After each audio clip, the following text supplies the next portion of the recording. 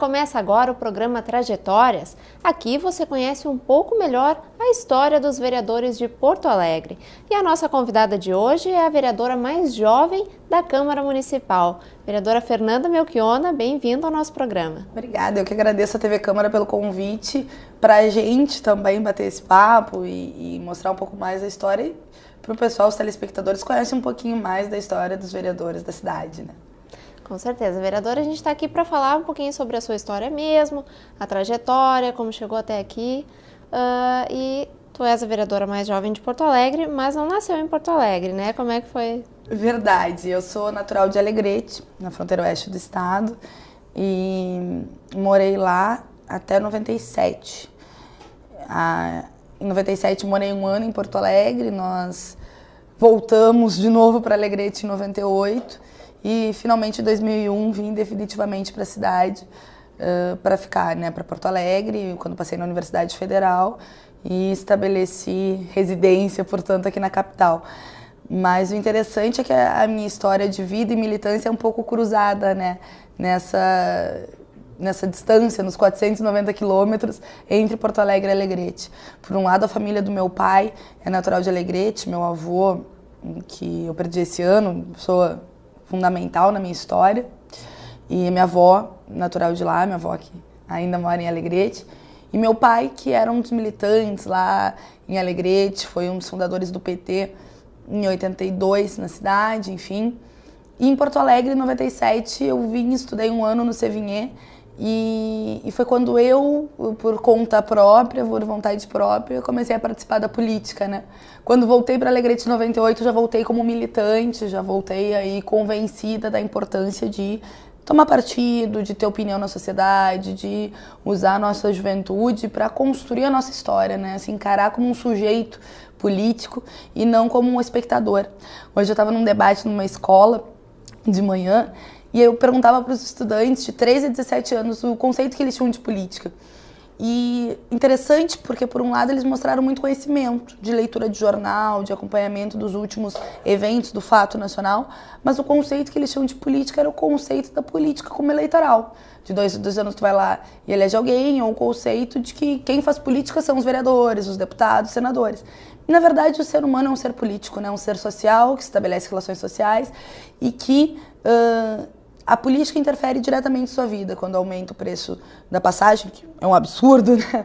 O valor da passagem em Porto Alegre, quando aumenta o preço dos alimentos, quando aumenta o salário, é diretamente vinculado à sua vida. E o ser humano que decide fazer a política cotidiana, se organizar no Grêmio, no DCE, no sindicato, lutar, etc., acaba sendo determinante para mudar as coisas na história, na política, na sociedade. Vereadora, a gente vê que os jovens estão cada vez menos participando da política e, como tu mesmo disseste, cada vez menos sabendo o que significa política. Tu te consideras um exemplo para a juventude e para a nova política nacional? Eu acho que sim, pelo fato de ser jovem e militar desde cedo, e como eu, tem vários outros jovens que talvez nem queiram ou nunca sejam vereadores, mas que lutam desde cedo. Eu conheço vários,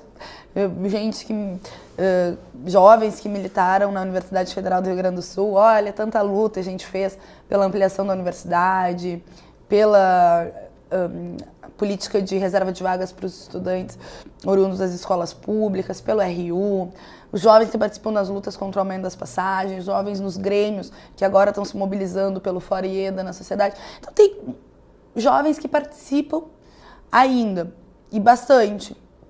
O problema é que tentam nos vender uma história e a imprensa tradicional, não a imprensa alternativa, a imprensa tradicional, meios de comunicação, etc., de que política só os vereadores, os partidos, os representantes fazem.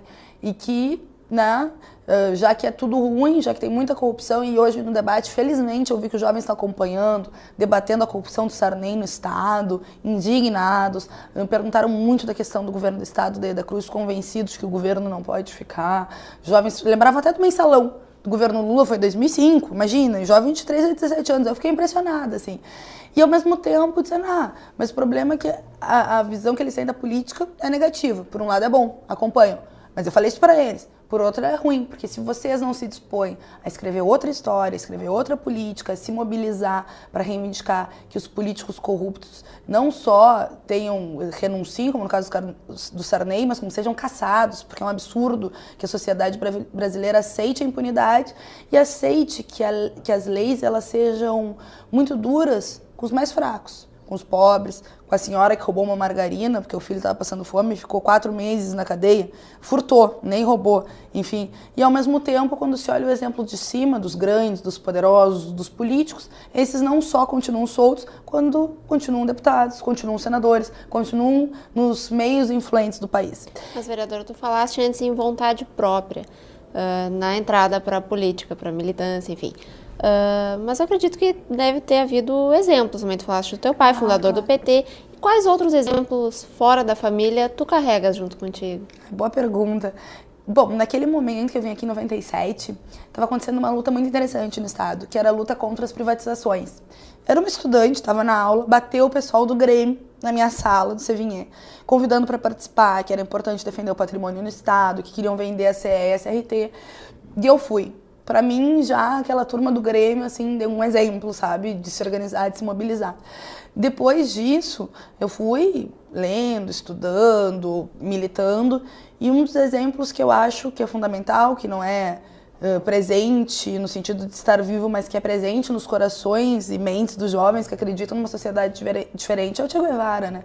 Que dedicou a vida, que ao percorrer a América Latina se deu conta das terríveis contradições sociais que passam os povos latino-americanos, da exploração, que os Estados Unidos impôs a esses países, das terríveis misérias, e decidiu dedicar sua vida à militância política, decidiu dedicar sua vida por lutar por uma sociedade socialista, mais justa, mais livre, igualitária. E eu acho que ele acaba sendo um símbolo, assim, para muitos jovens que acreditam ainda numa sociedade diferente, e eu não digo nem da possibilidade, mas da necessidade dela, porque o sistema capitalista, o mundo como a gente está vendo hoje, a tendência é que vá para a barbárie. Seja do ponto de vista das misérias absolutas que nós vemos em vários países do mundo, como o Haiti, onde 80% da população é desempregada, ou mesmo no próprio Brasil, as misérias, as terríveis contradições. Se a gente atravessar a rua, por exemplo, nós vamos no Chocolatão, né? Que as famílias moram há 26 anos sem encanamento, sem condições dignas de vida. O poder público sabe disso e, lamentavelmente, essa semana teve outro incêndio colocando em risco a vida dessas pessoas. Então, é um exemplo bem localizado, mas no Brasil os bolsões de miséria são incríveis. A questão do meio ambiente, da exploração irracional do meio ambiente, que levou ao aquecimento global, ao degelo das calotas polares, que pode fazer com que cidades inteiras, talvez países como os Países Baixos, desapareçam da face da Terra em função da exploração irracional do meio ambiente, os deslizes de terra, todas essas catástrofes ambientais que têm responsabilidade nesse sistema, que coloca o lucro acima da vida, que coloca o lucro acima do meio ambiente. Então, deste contraponto entre Por isso que eu acredito que o capitalismo chegou e a necessidade, de novo, do Estado agir, né? Uma necessidade de uma sociedade diferente, em que a lógica da produção, e aí eu digo a produção da riqueza da vida, né? Quando tu planta arroz ou quando tu planta melancias, tu tá induzindo a própria natureza, mas está gerando alimentos, né? Mas que toda essa lógica da produção, ela seja voltada para a sociedade humana, para as necessidades humanas, e não na lógica da exploração, da venda, do trabalho, como é a lógica capitalista. Por isso eu acredito no socialismo. Eu acho que o mundo ainda não viu um exemplo perfeito de sociedade socialista, mas eu acho que o mundo já viu que o capitalismo vai levar ao desastre ambiental, moral, de dignidade humana, de misérias e guerras, né? Nem precisamos falar das guerras Primeira e Segunda Guerra Mundial, motivada apenas pelos lucros dos países, etc., e os conflitos interterritoriais que levam à morte milhares de pessoas por controle de recursos naturais. Vereadora, e esse contato com o socialismo, como é que tu entraste em contato com a filosofia? Bom, aí comecei a militar, né, nessa luta das privatizações, voltei para Alegrete.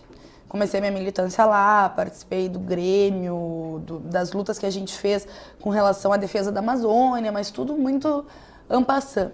Me envolvi ativamente na campanha de 98. Em 99 eu comecei a refletir e comecei a ler. li a história da Revolução Russa, li o Manifesto Comunista, li livros que falavam sobre a origem das lutas sociais e do socialismo, livros do Max Beer, que é excelente, recomendo pra gente, pega assim, desde os primórdios, assim, muito bom livro mesmo.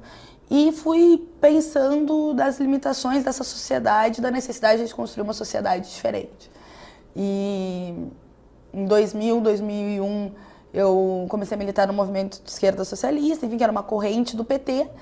Quando houve, em 2003, o episódio da reforma da Previdência, em que o governo Lula fez aquilo que nós sempre criticamos na época do Fernando Henrique, que era retirar direitos dos trabalhadores, aumentar a idade mínima para se aposentar, né, dar outro filão de lucro para os bancos. E a Heloísa Helena, Luciana Genro, o Babá e na época o João Fontes foram muito coerentes e foram expulsos, olha que contradição, foram expulsos pelo Delúbio Soares, pelo Silvio Pereira e pela equipe do Zé Dirceu, que depois estão sentados no banco dos réus da Justiça Comum pelo episódio do Mensalão, mas que não foram expulsos do PT.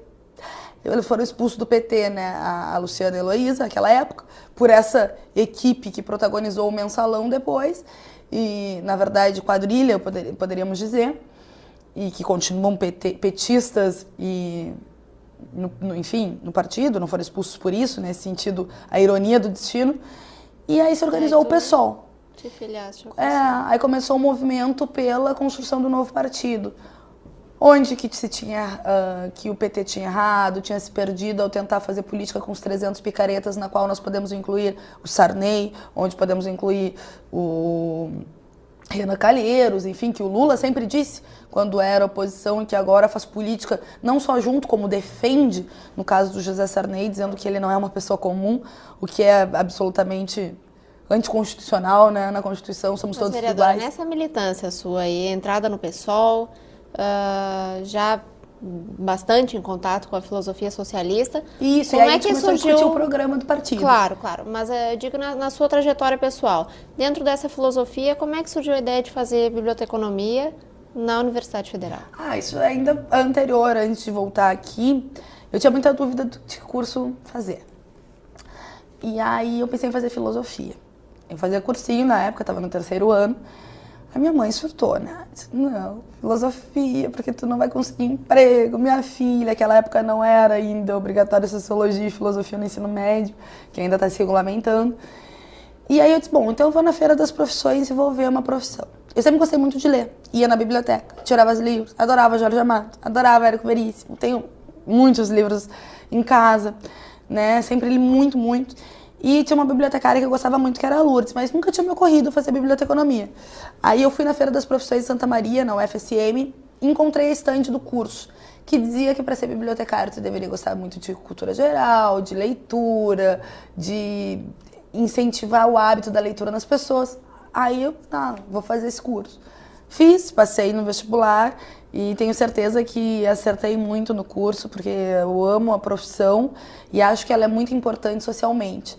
Apesar de que muitas vezes os governos e a sociedade não enxerguem o valor e a importância que tem um profissional habilitado a não só guardar a informação, né, organizar o conhecimento, mas sobretudo disseminar e buscar fazer com que as pessoas tenham mais interesse pela leitura, pelos livros, pelos jornais, pelos materiais impressos. Então, trabalhei nessa área antes de estar vereadora. Estou vereadora. Quando? Me formei em 2006. E deu tempo ainda de trabalhar antes de começar a campanha? De 2001 a 2006 eu sempre fiz estágio. Desde que entrei na faculdade, fiz estágio para poder me sustentar na capital, né? E trabalhei em biblioteca, trabalhei em bibliotecas ótimas, biblioteca universitária, trabalhei na biblioteca do Serviço Federal de Processamento de Dados aqui do lado, que tem uma bibliotecária excelente, a Lisane. Trabalhei na biblioteca do IBGE, trabalhei em várias bibliotecas. Quando eu me formei, consegui um emprego na Fundação Bradesco, uma escola, né, em Gravataí.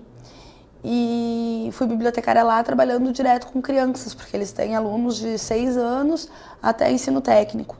Então foi muito legal, a gente fazia atividades excelentes, Feira do Livro, Hora do Conto, eu adoro criança, então sinto saudades. Vou ser sincera aqui, que eu sinto muita saudade dos alunos, sinto muitas saudades das nossas atividades lá na escola. Quando vim ser candidata, evidentemente me desliguei. Mas já era um desejo teu ser candidata a vereadora? Tipo, de vida nunca foi o que eu almejei, assim, pessoalmente, na minha trajetória, na minha militância. Quando eu passei na faculdade em 2001, eu conheci o pessoal da universidade que lutava em defesa da universidade pública, que a gente comentava no início, né? E eu comecei a fazer política cotidiana mesmo, sistemática, diretório acadêmico, diretório central dos estudantes, luta do RU, palestra, semana acadêmica, tudo isso a gente fazia na faculdade. E eu fui coordenadora geral do DCE da URGS, enfim, e participava das lutas da juventude. E aí, quando o partido discutiu ano passado, o PSOL, a gente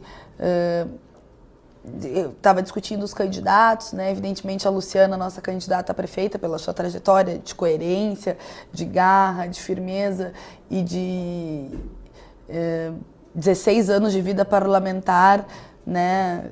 Imaculável. Nós decidimos que teríamos que ter candidatos a proporcional.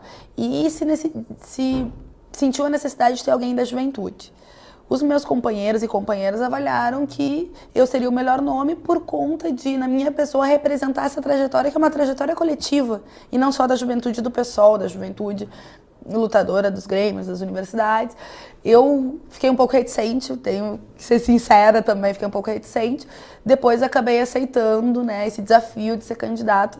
E agora o desafio maior ainda, que é representar, né, essas lutas, essas demandas, essa trajetória e coerência do pessoal aqui na Câmara de Vereadores. E a eleição, de fato, foi uma surpresa ou tu já estavas esperando de acordo com a campanha? A turma esperava, sabe? Os nossos companheiros, a nossa equipe de direção da campanha, o pessoal, por conta da escalada ou ascensão da própria Luciana na eleição, que ela ia muito bem nos debates, que foi aumentando nas pesquisas, que consolidou o nosso partido em Porto Alegre como uma alternativa política para a prefeitura, se reverte também na eleição de proporcionais, né? Tu avalia como é que está a candidatura majoritária e tu tem o Pedro Rose, imagina, nosso candidato a vereador com a excelente história e trajetória que ele tem de defesa do trabalhador, que é uma história de coerência e a luta por justiça permanente, é a marca do Pedro Rose. Evidentemente ele também puxaria muitos votos, a legenda do partido foi muito votada. Nós, eu e os outros candidatos valorosos, Ayrton, Helena Cristina, Emerson, João Ezequiel, e entre vários outros, fizemos uma votação expressiva que permitiria eleger 2. Então o pessoal estava esperando. Sinceramente, para mim foi surpresa num dia, assim. Fiquei assim, até meio estarrecida, os companheiros e companheiras choravam, e eu tava assim, sabe, tipo... eu não diria assustada, mas surpresa. Eu fiquei um pouco surpresa, apesar das pessoas dizerem sempre, durante a campanha, principalmente no mês final, eu não tinha... Te deparaste com uma nova realidade. Me deparei com uma nova realidade. Não, e com aquilo de termos eleito 2 e estar eu, né, junto com o Pedro Ruas nesse desafio. Mas quando tu não espera, sempre dá aquele baque, né? Que nem quando tu faz uma seleção para um emprego, tu não espera ser chamado. Quando tu vê, te chamam... dá um friozinho na barriga e vai. Ou quando todas as situações da vida da gente, quando alguém, sei lá, pede outro em casamento, a pessoa fica... Quando muda a tua vida. Como é que tu te sente sendo a vereadora mais jovem aqui? Como é que é essa relação com os outros parlamentares? Não, eu acho bem interessante e bem legal. Primeiro, assim, por poder representar essa demanda da juventude e os problemas sociais da juventude aqui na casa. Historicamente, a juventude nunca foi levada muito a sério, não só na política, né? Em várias outras situações, o jovem é relegado para segundo plano. Parece que o jovem, o estudante, é uma tábula rasa, que não tem opinião, que não contribui. E a gente sabe que todo mundo tem as suas contribuições, que todo mundo tem as suas sensibilidades e que contribuem. De maneira direta, indireta, mais ou menos, todo mundo contribui. E o jovem, então, tem muita demanda e sofre, talvez, como setor mais jovem, mais forte alguns problemas sociais. O desemprego, por exemplo, é maior na juventude. 50% dos desempregados são jovens, de 16 a 24 anos. A violência. Se tu fores ver, os maiores assassinatos, né, o maior número de assassinatos é de jovens, tanto dos que matam quantos que morrem. Se, por exemplo, o problema do crack tem mais impacto na juventude. Quer dizer, então, a busca por uma vaga na universidade, para continuar estudando depois que termina o ensino médio, é um dos problemas enormes da juventude. Então, poder representar e batalhar por essas demandas aqui na casa é fundamental, né? Coisa que nós estamos fazendo com nossos projetos que tramitam, o nosso projeto dos estágios, né, aqui para permitir uma seleção mais justa e transparente nos estágios da prefeitura, nosso projeto de meio passe aos domingos, nosso projeto que apresentamos para o secretário da Juventude na correria de aliar a educação com primeira oportunidade profissional nas comunidades da cidade. Então, é fundamental e eu acho 10, assim, poder expressar isso, além de poder expressar as lutas da juventude. Me enche de alegria, por exemplo, participar do ato do Forieda, dos estudantes, no dia 26 de março, poder fazer um discurso na tribuna representando aqueles jovens que deram uma aula de cidadania para Porto Alegre, para o Estado, quando mais de 1000 jovens foram para a rua, pintaram as caras e disseram tá na hora da juventude do novo chegar, lutar contra a corrupção, dar esperança. Vereadora, eu posso ver aqui que tu és uma pessoa bastante convicta, com muitas aspirações. E para a gente terminar esse breve conto da tua trajetória aqui, qual é o teu grande sonho nessa trajetória política, que acaba sendo trajetória pessoal também? Se confunde os dois, né? Porque, claro, a tua vida, se você começa às 8 termina às 10 da noite, né? Não dá tempo de fazer nada, a não ser nada fora da política, porque as demandas são grandes. Eu acho que meu sonho tem um pouco a ver com a síntese de todo o nosso papo. Primeiro, das pessoas serem protagonistas da sua história, né? De poder romper esse corolário, essa ideologia construída na cabeça da gente, que a gente é fraco, que a gente é impotente, que a gente não pode. Quando a gente está junto, a gente pode sim. Quando a gente está junto, a gente já mostrou na história que a gente pode. Revolução Francesa, as mulheres têm o direito ao voto agora, a ditadura acabou, teve impeachment do Collor porque a gente se juntou, porque a gente lutou, porque a gente pode. Empoderar as pessoas é fundamental. Construir, por outro lado, uma sociedade diferente, onde a exploração de tudo que a gente falava desse sistema perverso, que é o capitalismo desumano, que imaginas que 3 famílias têm mais renda que 48 países, 3 famílias donas das transnacionais que controlam as riquezas dos países. Então, essa é a síntese do que é esse sistema capitalista, que a gente possa construir uma sociedade calcada na solidariedade, na justiça social, na produção voltada para as necessidades humanas. Isso demora, isso tem a ver com a vontade das pessoas, mas eu acredito que a cada despertar, que a cada luta que a gente faz, que a cada ato que os estudantes enchem de esperança o Estado, que cada luta que os professores fazem defendendo a educação pública no Rio Grande, que o pessoal de Viamão faz contra o pedágio e a privatização das estradas, eu acho que contribui. Contribui para o presente, porque contribui para mostrar que, né, nós não vamos aceitar determinadas coisas, que nós vamos batalhar por educação, vamos batalhar por saúde. Quando os municipários lutam pelo HPS, lutam pelos seus direitos aqui em Porto Alegre, quando os camelôs estão defendendo, né, que a prefeitura intervenha para defender os mais fracos. É um sonho de continuar lutando. E de ver as pessoas se empoderando e de fato mudando. Tem uma frase que inclusive a gente usou na campanha que eu acho que sintetiza esse sonho. Se o presente é luta, o futuro é da gente. Então, se a gente constrói agora no presente, quem sabe a gente vai ter um futuro melhor. Tá certo. É o que eu espero. Então, boa sorte nessa constante luta aí, vereadora. Boa sorte também no seu primeiro mandato e muito obrigada pela participação aqui no Trajetórias. Eu que te agradeço, foi uma delícia. Eu poderia ficar a tarde inteira aqui conversando com vocês. Parabéns à TV Câmara, né, que sempre está pensando em programas diferentes e que também coloca a população em mais contato com os vereadores, com a Câmara, com a política. Cada vez se faça mais isso, que as pessoas tenham mais controle, mais contato, mais pressão sobre os políticos e a política. Com certeza. Muito obrigada, vereadora, e obrigada a você também pela sua atenção. O programa Trajetórias termina aqui. Nós nos vemos no nosso próximo encontro na TV Câmara.